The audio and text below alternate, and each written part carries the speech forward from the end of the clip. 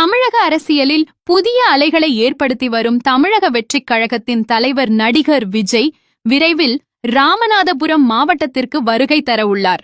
அதற்கான ஏற்பாடுகளை தமிழக வெற்றிக் கழகத்தின் ராமநாதபுரம் கிழக்கு மாவட்ட செயலாளர் மலர்விழி ஜெயபால் மிகவும் உற்சாகத்துடன் முன்னெடுத்து வருகிறார். தொண்டர்களின் மத்தியில் பம்பரமாய் சுழன்று வரும் இவரது தலைமையின் கீழ் இன்று மாவட்ட காவல்துறை கண்காணிப்பாளர் அலுவலகத்தில் முக்கிய மனு ஒன்று அளிக்கப்பட்டது. வரும் நவம்பர் 29ஆம் தேதி தமிழக வெற்றிக் கழகத்தின் வாராந்திர தேர்தல் சுற்றுப்பயணத்தின் ஒரு பகுதியாக தலைவர் விஜய் ராமநாதபுரத்திற்கு வருகை தரவுள்ளதாக அதிகாரப்பூர்வமாக அறிவிக்கப்பட்டுள்ளது.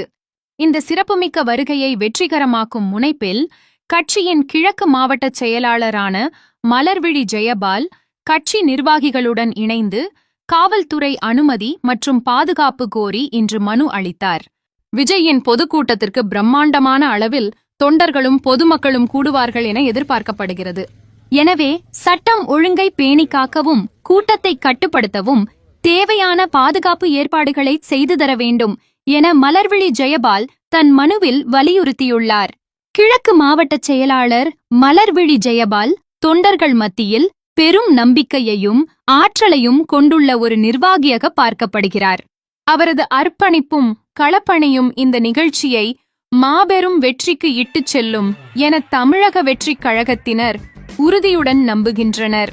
மேலும் விஜயின் ராமநாதபுரம் சுற்றுப்பயணம் மாவட்ட அரசியலில் புதிய தாக்கத்தை ஏற்படுத்தும் என எதிர்பார்க்கப்படுகிறது.